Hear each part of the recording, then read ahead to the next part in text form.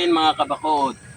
Ngayon nandito naman po tayo sa ating munting kamatisan para isiguro ang ating pananim.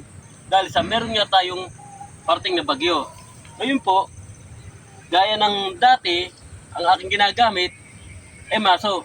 Kaya mairekomenda ko ngayon sa aking mga kapwa magbabalag o magbabakod, lalo na sa ganitong ampalaya, inisip kong gumawa ng ganitong gamit o mga improvised na maso na yari sa kahoy.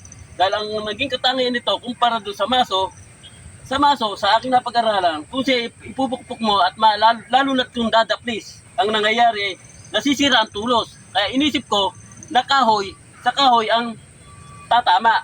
Kagaya nga po nito, panoorin nyo mga kabakod. Napakasimple po, ayan po. Napakabilis at napakakomportable pong gamitin, ayan po. At malakas magpabakod. At nakasisigurong ayos ang tama niya, ayan. Dahil sa ang ating kamatis, may bigat.